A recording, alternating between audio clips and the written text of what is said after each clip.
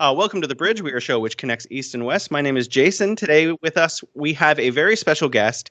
Jody Evans is the co-founder of CODEPINK and serves on the CODEPINK board of directors. Since the start of the 2003 Iraq War, Jody has traveled to Iraq, Afghanistan, Iran, and Jordan on several occasions. On her most recent visit to Jordan, Jody traveled with a peace coalition to meet with delegates from the Iraqi parliament to institute an action plan for peace and reconciliation. Jody is currently writing a book about divesting from the unjust, extractive war economy, and building a just, sustainable peace economy. CODEPINK, of course, is a feminist grassroots organization working to end U.S. warfare and imperialism, support peace and human rights initiatives, and redirect resources into healthcare, education, green jobs, and other life-affirming programs. You can find more on their website, codepink.org. Welcome to the Bridge Podcast, Jody Evans. Thank you, Jason. Lovely to be with you. So happy to have you here. I have to say, I am a huge fan of yours. I have been following you forever. You have made a huge impression on me as an anti-war activist for decades, and I am appreciative of all the work that you and your organization have been doing for most of my adult lifetime. So it's amazing to have like a star like you. Oh, very kind. So we have a lot of questions. We should get started. So to get started, for people who may not know as much about you, we have a lot of Central Asian listeners and Chinese listeners. You are involved in a lot of campaigns in the pursuit of peace. Could you tell our listeners about some of the different issues and campaigns that your organization works on? So why don't we just start with what's CODEPINK? Because I think that's really confusing to people. I live in California, and I saw that Bush was driving a war on innocent people, and he was using the color-coded alerts to frighten the American people into war. They were orange, green, and yellow, or orange, yellow, and red. And so we said, we're going to call CODEPINK for peace. And that's how we got our name. So Medea and I, ended up in Washington, D.C. And on our first day, we disrupted at the White House where he was driving the resolution to a war in Iraq. We disrupted Congress, and we called CODEPINK for peace in the middle of warmongering. And we haven't been able to stop, because the warmongering not only hasn't stopped, but it's escalated. I think when we started, the military budget was somewhere around $300 billion.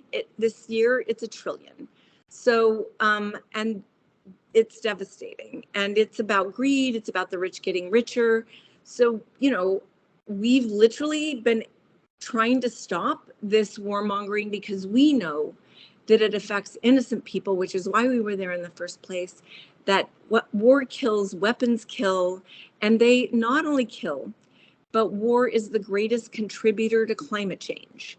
And we were at COP, talking about this in Glasgow, and just this last COP, finally, people are starting in the environmental movement to raise up, as we're looking at the environmental catastrophes of this summer, saying end war, because it is driving this climate change.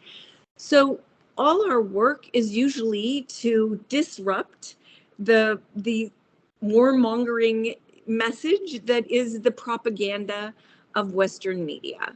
And every week it looks different. This week it was Biden sending cluster bombs to Ukraine, cluster bombs which were declared illegal by the UN and by, I think 100 countries. And the US has refused to sign that treaty. Cluster bombs, which we know are devastating. But I just want to say all weapons are devastating, and that it took everyone until cluster bombs to get to weapons kill people is a little disturbing. A year and a half into this war in Ukraine, when Congress keeps sending weapons, I'm happy that members of Congress are upset that they're cluster bombs. I just want to remind everyone, all weapons kill people in the same way. They're murderous, violent, destructive, horrible, horrible things. So yay that, Biden has gone too far. Horrible that this could actually happen. Because as we know, cluster bombs continue to kill for decades and decades, as the president of Cambodia just warned Biden this week.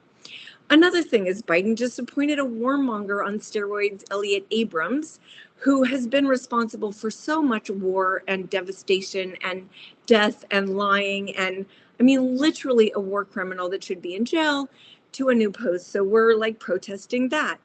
The other thing we're always talking about is China is not our enemy.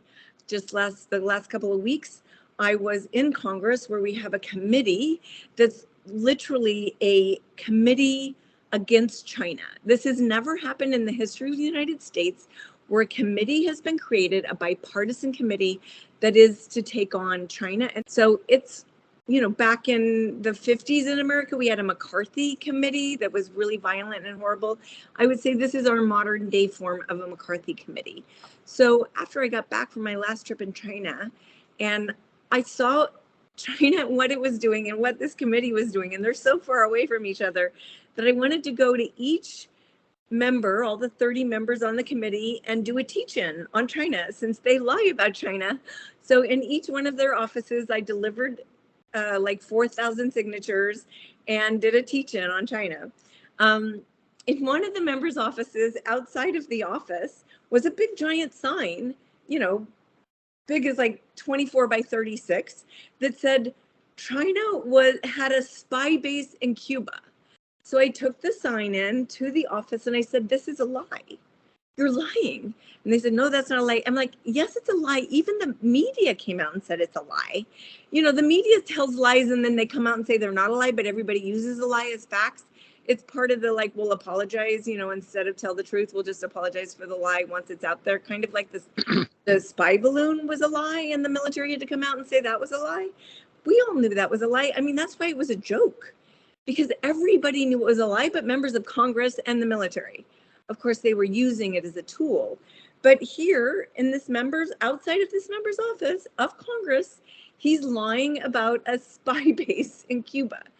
So that was a bit of a tussle, and they called the cops on me, and I got, I have a stay away order for the next year to that member's office. I can't go or I end up in jail. I did actually go to jail last week in DC for being outside of the Department of Justice, because as we know as peace activists, that it's war, lies that take us to war, and it is only the truth that can bring us peace. And so there is a truth teller, Julian Assange, that has been, because of the United States, in jail basically for the last 10 years, and for the last 4 years, he's been in solitary confinement in Belmarsh prison outside of London. And it was his birthday on July 3rd. And so for his birthday present, Ben Cohen and I did a protest at the Department of Justice. Ben lit an image of the First Amendment, which is about the freedom of speech, on fire. And then I popped a pink flare that's non-toxic. So it was like we could have the look of lighting it on fire without actually violating the laws of DC. And so we weren't violating the laws of DC, but we sat down in front of the entrance to the Department of Justice, and we got arrested for the same thing that people who just, literally destroyed the walls of Congress and windows of Congress and infiltrated Congress on January 6th. We got the same thing, unlawful entry, as they got. So, I mean, a little crazy, but we were arrested, and for trying to raise up that there's all these lies and all this propaganda that's driving us to war, and to get to peace, you need the truth. Well, well, I think a lot of people at home, especially, me too, because I've watched you and your team get arrested on a lot of different occasions. What is that process like for those of us who have not been through that? And do you have lawyers that are, specifically ready to defend you and get you out of these kind of circumstances? There's the National Lawyers Guild is always there for us, because we're just, we're nonviolent activists. So we just stand in the face of violence and speak the truth, and we're arrested. It depends in DC where you're arrested. I mean, I've been arrested in many places, San Francisco, LA, Chicago, DC, New York. But when it's in DC, which is where most of these arrests have been, you could be arrested by the city police because, say, you're blocking an intersection. You could be, like, we were just arrested by Homeland Security. You can be arrested by the Capitol Police. And each one's a little different. You're booked and you're held and then you're released. And then sometimes you have a court date. Sometimes you can post bail and forfeit, so then you just give them $50 and you don't have to do anything. It's just on your record. So it's various things. I would say that in DC is kind of a pleasant place to be arrested. I would say I've had some really horrible arrests, like going after the Koch brothers in Riverside County. That was brutal. It depends on, in DC, they're used to people getting arrested for political arrests. So they have a process. They pretty much have it down. And they want to make sure you're paying the price and keeping you in for a long enough time where you're uncomfortable, and then they'll let you go. I mean, I was arrested with Jane Fonda, I think 4 times, with her Fire Drill Fridays, right before COVID, when she was, doing them every week, and going to jail. And then she got 3 and she had to spend the night in jail. And then we all got arrested on her birthday. It was 350 of us. She said it was her favorite birthday party, all of us in jail together. Wow. Well, thank you and everyone on your team and everyone affiliated with your team for doing what is obviously and clearly very brave, and a lot of us are afraid of. I've personally been in protests where, the crackdowns have started, and I've just, okay, it's time for me to leave because I do not have nearly the bravery that you have. So thank you. Thank you for doing that for everyone in the whole world. We're narrowly focused on China on our show, for good reason. It's a growing issue, and if there was a conflict, there would certainly be a lot at stake, and a lot of lives could be irrevocably damaged, and people could lose their lives. And it's a very, very serious issue for me as an American in China. So I was wondering, could you elaborate a little bit on your campaign, China is Not Our Enemy, and some of the tactics that you've been using to alert the American people and our leaders to the dangers of this conflict, the potential conflict? So, the first time I saw this, my husband lives in China, so I had been going to visit him, and I would post on my Facebook page, the pictures and how cool it was and what I was discovering, and people would be really positive, like, oh, that's so cool, that's so cool. And then all of a sudden it was just like, well, boo China, like China bad, like I'm just like, what just happened? And that's when all the hate on China was being driven at the beginning of 2020. And so I just want to say, this hate on China out of the United States, making China the enemy and all, it already has casualties, and they're Asian Americans. And they're not even necessarily Chinese Americans, because many of, people in America can't tell the difference between Asians. And so it's been it's been across the board, and it's been violent. It's like, when you start the hate, then you trigger this okay to be violent against people that they're bad, right? So I'm listening to the propaganda all of a sudden, because I'm noticing what happens on my Facebook page, and I'm like, oh my God, this is the beginning of the Iraq War all over again. It's the same story across every media platform. It's by the same people that are paid for by the NED, which is a tool of the State Department. And they're by people who you wouldn't be in the same room with. Like, the politics of what they're saying, who's spouting it, don't even match. It's just like, really? Do you know who you're quoting? I mean, have you looked into this guy?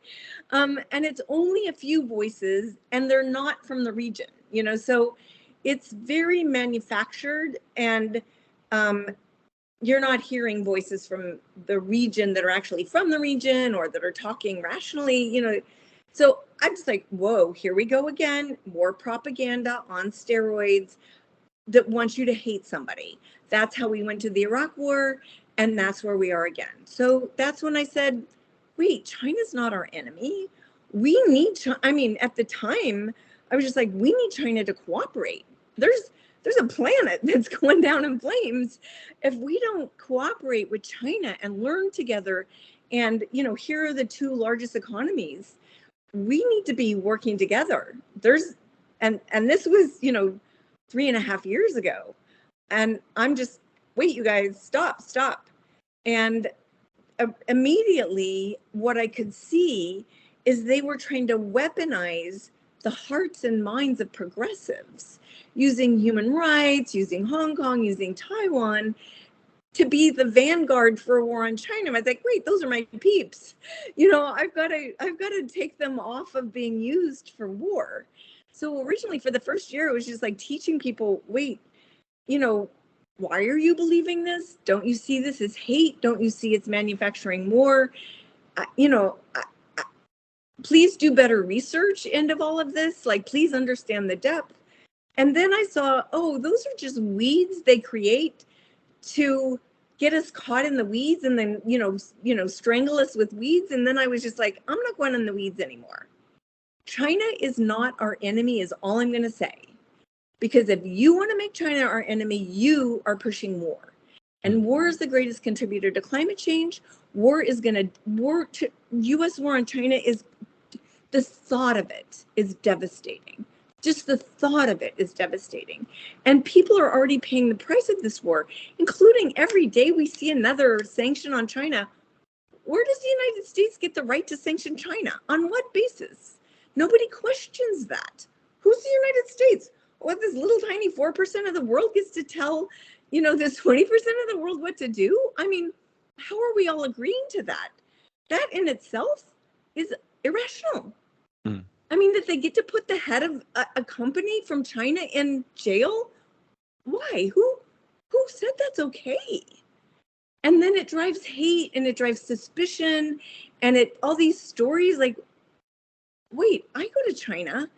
I mean, first of all, like, people say, oh, everyone in China is brainwashed, and when you kind of understand the psyches of China and the psyches of the US, somebody in the West wants to be told they're smart, and somebody in China needs to be respected. Like, do you not even know how to be in conversation with the people that you're, I mean, take a lesson, please. That's just not even good policy, or how to get to diplomacy. So, a person like Chi, I have no clue. Like, I'm sure, China's super complex, but I do know he's a pretty scholarly human who lived in, pretty hard situation to learn what it's like to be a poor person. I want a leader who understands what that is, and who takes power and says he wants to get everyone out of poverty. I live in Venice Beach, California, with thousands of people living on the street in tents in really horrible situations. And then when I just came back when I was in China, I kept asking everybody, where are the homeless? I know there must be homeless, right? Take me to them. And person after person would say, if people fall through the fabric of society, they could be on the street for a couple of days, but then they're picked up and taken to where somebody can help them. Like, wow, what a novel concept.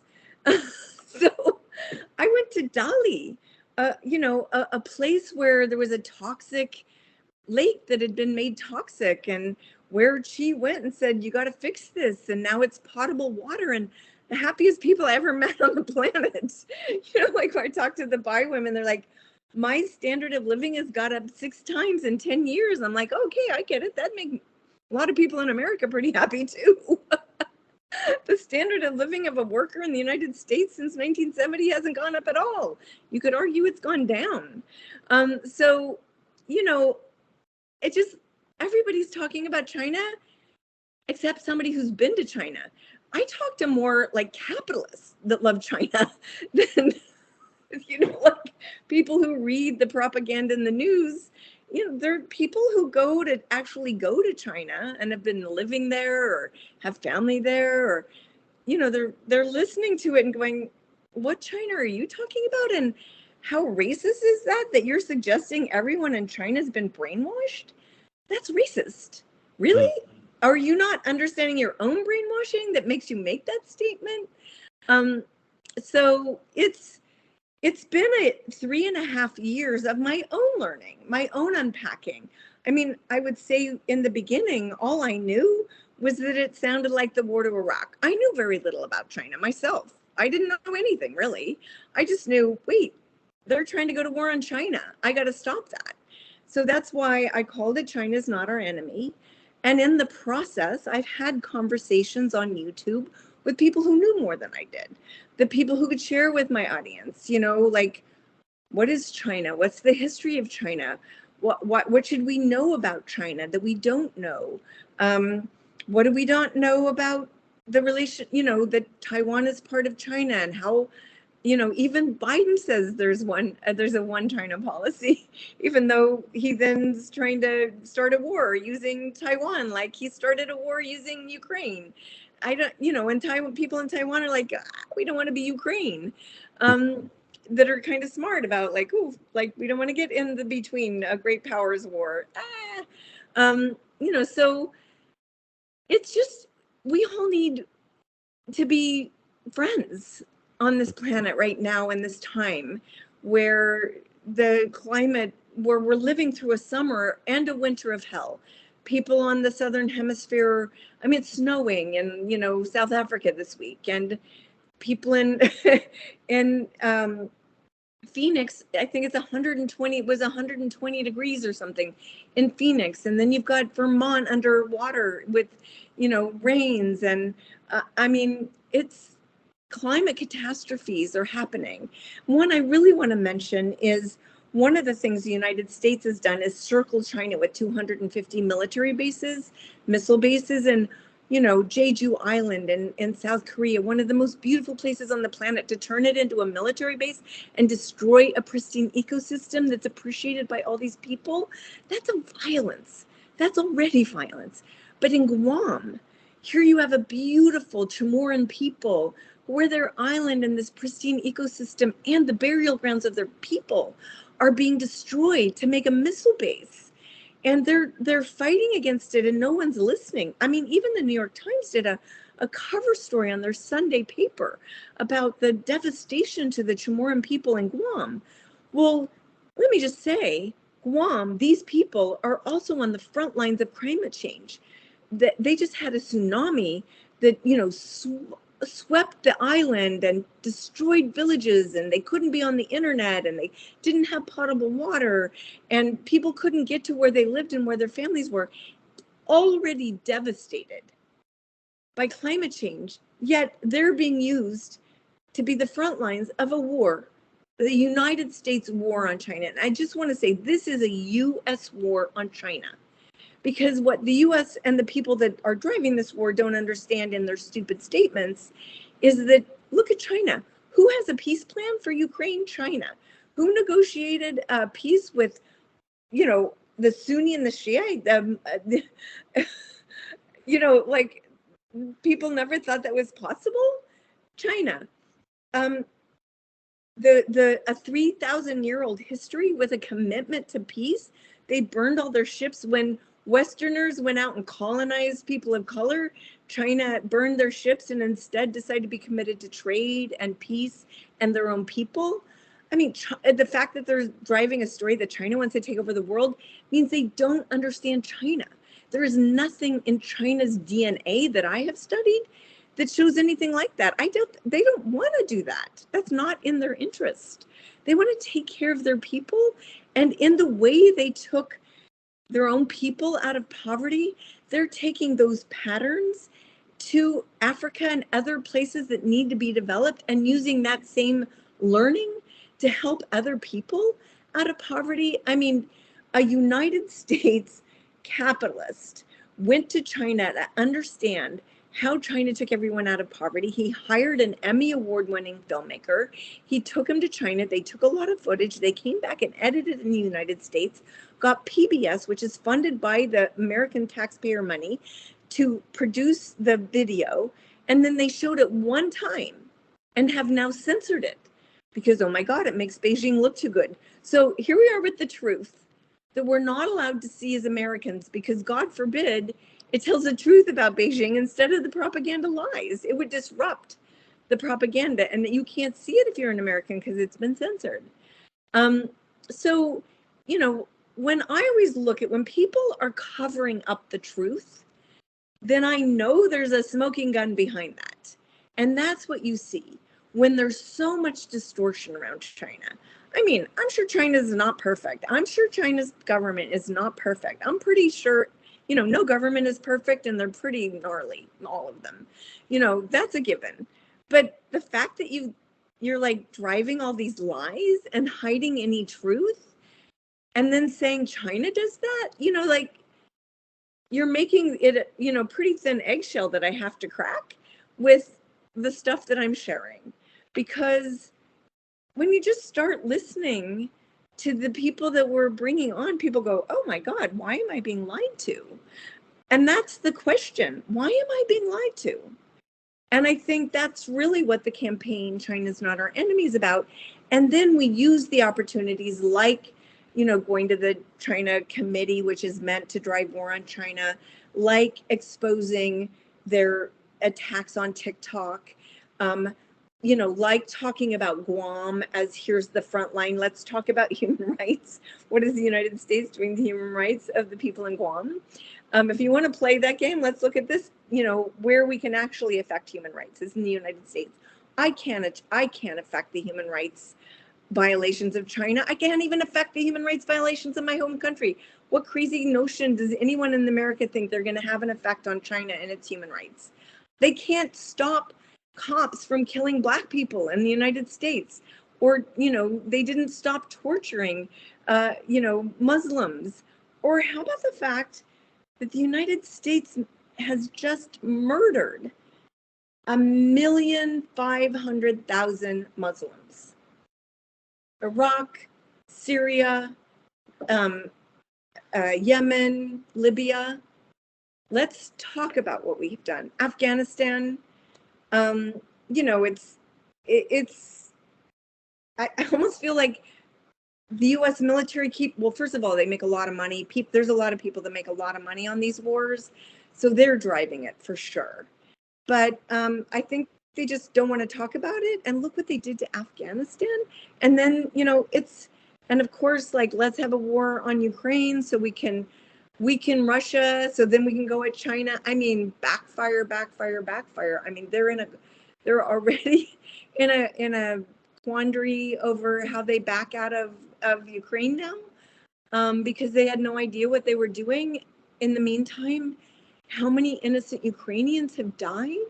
How many poor Ukrainians were put on the front line by Zelensky that didn't even know how to fire a weapon just to be mowed down?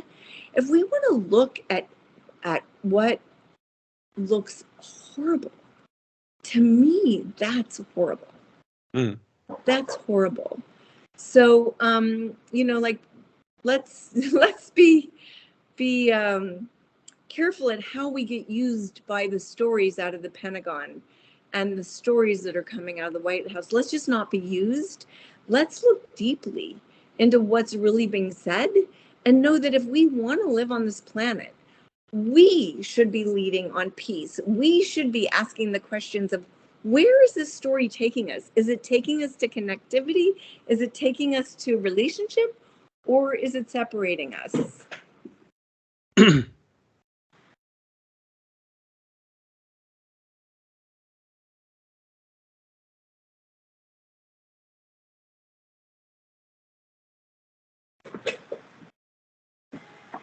Okay, so you mentioned, and this really strikes a chord with me because I noticed it too. In the late 1990s and the early 2000s, I remember, you know, the Pentagon, the White House, media whipping up a frenzy about the Middle East, about Muslim people, about Iraq especially. And I remember feeling the tension in the air in America that something is, we're preparing for something. The leaders in the United States were leading us in a clear direction towards conflict, and you could feel the tension in American society. And sadly, that seems to be like what you just pointed out. I noticed the same thing. American discourse is changing about China. It has changed dramatically to, oh, this is a wonderful place to visit. This is a wonderful culture, to one where people are unquestioningly thinking about China in as a nefarious character, which is not like what life in China. I'm an American. I love America. I have my family's there. People walk down the streets, and it's elderly people taking care of their grandkids, and maybe people working a little too many hours to make sure that their family has enough. And here in China, I go to the park, and it's like elderly people flying kites, and a father is walking home with his daughter, and it's very much, life in China is very similar to life in the United States. It's families, it's human beings living their lives, and yet the media in the United States, is supposed to be one of the best sets of media in the world. That's what at least it tells us about itself. And yet the media has taken a huge role in characterizing China in this negative light. I was wondering if you could share a little bit about your views about American media and its role in what manufacturing war, to use Chomsky's words. Well, I think Chomsky wrote that a long time. Manufacturing consent has been what's been happening for decades. And, Network, which was a movie that was made probably 30 some odd years ago, was really naming that. And there's been much conversation. I mean, the war in Iraq was really driven by the media. The hate that we live inside of in the United States has been driven by the media. I made a movie, The Brainwashing of My Dad, about Fox News, so, and it's not just Fox News, it's CNN, it's MSNBC, it's the New York Times, it's the Washington Post. They're propaganda arms for the US government. And we know that. We know they get talking points. We know they're told what they can say and what they can't say. And that's, that's just, it's not even conjecture. It's fact. And you can point it out. You can unpack what they've done. I kind of like the balloon story. It went across every media. Why? Because they didn't want Blinken to go to China. And so they made up a story. That balloon, we know, had been in the United States for a year. It had flown over Hawaii. People in Hawaii were worried about it. And it was flying over the military base in Hawaii, and the military said, no problem, it's a weather balloon. Then it gets up to Montana, and the timing, it's like they're looking for a way to hate on China that they know is a lie. They know it's a lie. They've already said it's a weather balloon. And China's already told them a year ago that it was a weather balloon. And the fact that they think, this is the part that's really scary. The fact that they think that they will insult the thinkers of the United States, that they're going to believe a weather balloon the size of football fields is a spy balloon, means we don't know how to critically think. There are satellites above us that can see the hair on our face. Why the heck would they? I mean, it just doesn't even make sense. If you think about, why was it a joke in the media, in the not media, in the, Saturday Night Lives and the things that spoof on media and the comic strips? Why was it a joke? Because that was really a joke. That was really, come on, you guys, that's really dumb. But no, they stayed in their seriousness. I went and saw a member of Congress after I got back from China, where I was doing my teach-in. And I said, and it's as stupid as that weather, the spy balloon. He goes, it was a spy balloon. And I'm like, come on, you can't really still believe that. And he said, yes, it was a spy balloon. The State Department told us, we got briefed. And the next week, the article came out from the military, well, it wasn't really a spy balloon. And I sent it to his staff and I said, make sure the congressperson sees this. That's how dumb they make our members of Congress. Matter of fact, I saw another member of Congress And I was telling them what I saw in China and, like what they should know. And he listened, and then, or she listened and said afterwards, well, I actually know more because I get briefed by the State Department. And I was just like, oh, you mean the same State Department that takes us to war and lies us into wars? So it's really sad about Congress that they are briefed by the State Department. They are owned by the weapons manufacturers, totally owned by the weapons manufacturers. One of the Congresswomen just did a spoof on the DOD because they came in and did a hearing. And, weapons manufacturers, what is happening with weapons manufacturers and how many people are making a killing on killing is really tragic. But we've known this for 30 years. It doesn't change anything. It's the, the trough that people are just making money from. But unfortunately, it's destroying the planet. Unfortunately, those weapons are actually destroying the planet. I also produced a film, The Shadow World, which is about weapons trade. And even this horrible weapons trader said, why don't they just, give money back and forth to each other? Why do they have to do it and destroy the earth with these weapons? So it's an addiction. The cost keeps going up. Right now with this, you can see in Congress right now, while they're discussing the new NDAA, which is the funding of the military, the conversation is all about we need more money because we have to protect ourselves from China. China's never threatened the United States. Does China have a base around the United States? China has one base, and it's in Djibouti because the United States asked them to do a base with them to deal with the pirate issue. So China did what that's their only base outside the United States. Here we have 250 bases circling them, putting sanctions on them every day, a new sanction.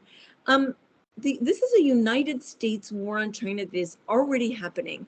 The people in the United States who are Asians are already paying the price of. And, I think why Janet Yellen is a little worried is she knows, like, the United States can't afford a war on China economically, much less, what that would do to the planet or people.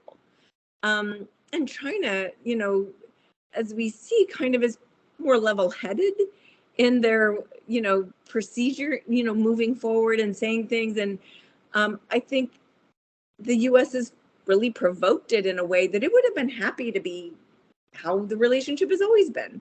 But when you start to be really dumb and provocative, China's going to not take that line down. They have too much dignity. The leadership has too much dignity. And I think it's also, what the U.S. provoking the war in Ukraine and what it's doing with China. And I think the leaders of the rest of the world have seen what that looks like. They're worried about it. And we see a multipolar world arising from it. And I don't know that the United States was ready for that to happen. I don't think it really thought through anything, unfortunately. Didn't think through didn't think through going to Iraq, bombing Libya, going to Afghanistan, pulling out of Afghanistan. I mean, everywhere it hasn't thought through. The people are devastated. Right now in Iraq, it's horrible. I've been hearing from friends there, it's gotten worse and worse. Libya, it's hell. Afghanistan for a woman, it's absolute hell. Syria, I mean, could we just stop already? Stop making messes. We need to cooperate. We have a planet we need to live on. Precisely because of the topics that you just mentioned, that sometimes as an anti-war activist, it's demoralizing. In 2002, I remember protesting in dozens of cities, millions of people. There was an excitement almost that maybe we were going to make a difference. Unfortunately, Bush at that time and the White House, the Congress, they did not listen, and we were not able to stop the direction that we were headed in. Even with what seemed like millions and millions and millions of people in cities all over the United States and all over the world, the US-led invasion of Iraq happened anyway. So sometimes it can be demoralizing as an anti-war activist. I was wondering, with your extensive experience, if you could motivate us a little bit and tell us a couple of things that your team has accomplished so that we can be reinvigorated a little bit. Well, let's just start with when you really understand that this is a warmongering, it's as Eisenhower said, beware the congressional military industrial complex. And it's an empire, and it's kind of lost, empires are stupid, as my taxi driver said to me. Don't they watch Star Wars? Empires are stupid. So here it's lost. When 12 million people in the world can be in the street and say no, and you still do it, you have to accept that they're lost. They are really lost. And so, what I know is that I can't end war until I end the war economy.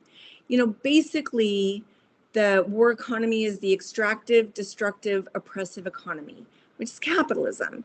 And war just serves capitalists. These wars are for oil, they're for, and the United States is really a country for the rich. It doesn't matter if you're a Democrat or Republican. Those people in Washington, they're serving the rich, and they're serving capital. The needs of the people are not met. In the United States, the needs of capital are met. So I have to know that I'm not going to end war till I end the war economy. So half of our work at CODEPINK is cultivating peace economies. The peace economy, the giving, sharing, caring, thriving, resilient economy without which none of us would be alive. And that's the care economy, the teachers, the doctors, the nurses, not when they're in a capitalist form, which they hate, but when they can actually be in service of the people which took them there in the first place. All these things have been distorted and privatized, and everything's been privatized, from our water. I mean, if they could, they'd privatize the air we breathe. So, we're at late stage capitalism that's crushing, which, we read about in books, so we're kind of there, and it looks as ugly as they said it was going to look. But, but also, I stand on the shoulders of so many activists before me that knew the oppression, especially Black leaders. Talk about oppression. They were oppressed at a level that's hard for my brain to even understand, and still be teaching and still be raising up. And, and we murdered a lot of them, right? And one, like Du Bois had to go to Ghana. So what I learned from them is the most important thing I could do was witness in front of the violence. And that's what I do. I went to DC when I heard about the Iraq War, not because I really thought I could stop it, but because I'd watched for decades. What happens is good people get sucked into the madness of this military industrial violent complex. And so I just wanted to be there, standing in front of it and saying, this is wrong, for the person out there that could feel, their heart could feel sane in the middle of insanity. And, thousands of them came and sat with us and yes, this is insane. So that we do continue to hold hands together. I would say that's the same with China's Not Our Enemy. I have the most amazing people that are part of the team, and their hearts are so beautiful. They look and they know China's not our enemy, and we hold hands together across the country, and we share stories, and we're outside, and it gives us our own sanity to be holding hands together and telling our stories together. And it's really, I have to say, some of the places that really surprise me are young, 20-year-old, second generation or third generation Chinese American boys that are grappling with the insanity of this. Why are you going against this beautiful culture that I am? Do you not understand the distortion that is to my own psyche? I didn't know that. They've come to our calls and they're educating us about how that feels. Jerry Brown, who, was the governor of California twice and who I ran presidential campaign of, served in his administration. He loves China. He really loves China. And he cares about the planet, and he cares about nuclear war. He's the one that moves the clock, closer to midnight. And so here he is, this person who's really concerned about nuclear war. And he started with the Chinese leader who went to the COP in Paris, who was the Chinese leadership at COP. The two of them started a school at Berkeley. It's called the China-US Cooperation for the Planet School, and it's at Berkeley University. And they were working on, how do we get together? How do we work together? Senator Kerry working on this also out of the Biden White House, who's like also saying to Biden, we need cooperation, not war. With this new committee in Congress, they closed down the school. Now, there's nothing in the committee that said close down the school, but they're so afraid from this McCarthy-esque committee that they just closed it down because they don't want to experience. There are people that I'm meeting in universities that are Chinese, that are, educators, engineers, like all kinds of, they're going back to China. They've already watched people get arrested, that are totally innocent. So it has a silencing effect already. I mean, the Confucian schools got closed down. I mean, things are happening that are about peace that are being closed down because sane people go, I don't want to burn my fingers, I don't need to do that. So, what's heartening is that people are coming to the calls we have around China's not our enemy, that want to work together, that want to share the truth, that want to help people out of what we call the fog of war. Now, when war starts, when the war started, when Russia invaded Ukraine, well, whoa, people's brains just get in the fog of war and they think war is good and they think you should send weapons. And I'm like, oh, people, how many times do you have to go through this to understand there's no good war. Nobody wins in war. Don't tell us about victories. Nobody ever wins in war except the rich. They just get richer. But the planet and the people always lose. And so, I feel great about the people that are part of this team because they know people always lose. And they know the people that are going to lose, probably most of them. Let me tell you a story about being in China my last time. The last day I was walking around and picking anyone could speak English that looked, kind of Western. I didn't know where they were from. Because Chinese aren't afraid of the war in China. Like I talked to a lot of the Chinese, they don't seem concerned. But what was fun was that there was this Frenchman and I said, well, are you concerned? Are you reading the news? And he said, I know you're from America. I'm sorry to tell you this, but I'm concerned about America. And I think that's kind of what the Chinese are concerned about. But why aren't the Americans concerned for the Chinese? That moment for me was like, wow, in America, they're just hating on China. In China, the Chinese are concerned about the Americans. That is the thing I think Americans miss. Chinese live, there's a commitment to peace in the culture. It comes from the culture.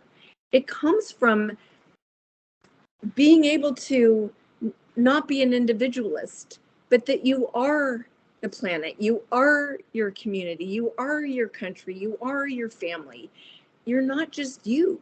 You are in the context of all these other things that help you see with compassion, help you see bigger than yourself.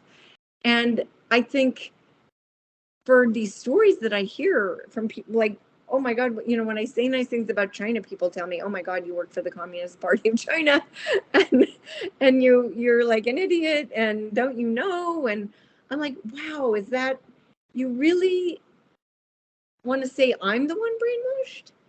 When Chinese people are beautiful people and wars hurt the people.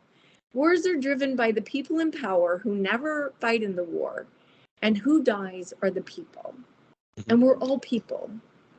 I want to ask you, your CodePink is aligned with several AAPI related organizations, and I think you mentioned this early on in the interview that the war has already started for them because they're mostly it seems like deranged individuals in the United States are looking at what's going on in the media, and they're taking out their own personal anxieties on Asian looking people in the United States. So I was wondering if you could tell us a little bit about how regular American people can support the AAPI community in the United States, because they're the ones right now who are on the front lines of this conflict.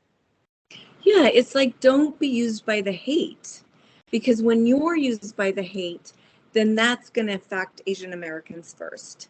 And go learn, go be part of these communities, go be a part of your local Asian community, and try to understand how, when you live inside of an imperial country, it makes you dumb, and that it really affects your thinking. And you think from your mind about everyone else. You project yourself on everyone. You think the world is you instead of understanding the world is complex. And like, Asians think very differently. All of them think differently amongst themselves, and they think differently than we think.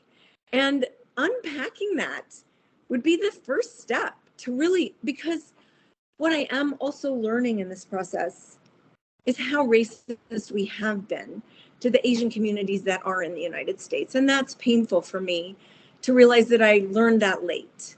That all of us think in ways that are alienating to being Asian inside of a Western culture, because there is a different culture, there are different values, and we just project ourselves. And when I've heard so many stories about what that's like, and one of the gals at CODEPINK, Way, she talked about how when all this hate started, she would just get in a t-shirt that was super American to go out, that just to protect herself, that and then it's like, then you're contorted. Or we know what it's like to be an immigrant to the United States. You're not actually allowed to Muslim, Latino, African, it's not a safe place because people are antagonistic towards you. And so with the hate that's being driven towards China, what you can do for that is understand that China is not our enemy. And then when you hear this propaganda, try to understand it's meant to drive war. It's not meant to drive understanding. And what you can do is try to understand. And we have lots of videos at codepink.org/China that you could just listen to. I mean, listen to the people from Guam, listen, the people from the Philippines and the Mariana Islands, and, listen to some of the, like, what is this really like? I mean, just take a breath and know that you have been propagandized about China, and start from scratch. It's a beautiful discovery. There's so many interesting things. I mean, I'm just like barely cracked the surface. I mean, one of my favorite things that KJ No says, like, he talks about the things that we have in the United States and came from China. One of my favorite is like, what's more American than ketchup that came from China? So there's just so many things that we could learn. And also just to think about, what is that like when you're saying that it's that they've all been brainwashed, the Chinese people. That's my favorite thing. People say, oh my God, the Chinese people have all been brainwashed. And I'm like, oh my God, really? Do you understand how racist that is? Mm-hmm. Do you understand what you're saying about another human being? Please stop and just think about these words that come out of your mouth. Can you really say that about 1 billion, almost 500,000 people? I mean, just think critically about, or when there is a dictator, like, think about what it means to be a dictator of 1,500,000 people. we're only 330 million and like can't even make it work. Um, We're pretty much out of time. I have one last question. It's about Code Pink specifically. Are there any events, activities, conferences that you would like to share with our listeners that are coming up? Sure. Well, so we just launched the Summer of Peace. And that is because when I was in Congress, you're not allowed to say peace in Congress. You get buzzsawed, is what members of Congress told me. And I thought, here we are in the weeds ourselves about all these issues because they're so complex that most people can't follow you in, right? You and I are interested, but most people are just like, wow, that's way over my head. And there's so much propaganda that people don't want to go near it because they can't understand it. From what I say to what they know is we need bridges, Jason. So thanks for being on a bridge. So we're just calling for a summer of peace, for everyone to remember what peace is, use peace signs, study what peace is, because we've forgotten and we live in a culture of war in the United States. And I don't think people don't even know it. So at codepink.org/peace economy, you can learn about how you have been acculturated to be part of the war economy. And it gives you some very bad habits that aren't good for you and they're not good for your relationships. And we have 22 ways that you could pivot yourself out of the war economy into the peace economy. But be peace. We've forgotten what that is. Make peace cool again. I mean, we just need to make peace cool again because, wow, that warmongering is on steroids. So let's just remember, if we want to live on this planet, if we want to live in harmony and peace, it's going to take all of us because they're lost. So let's just learn the habits of peace and be in peace with each other so that we can teach those up above that they're lost. And Thank you so much for joining us, Jody. Thank you so much for everything you do. Thank you for everything that Code Pink does.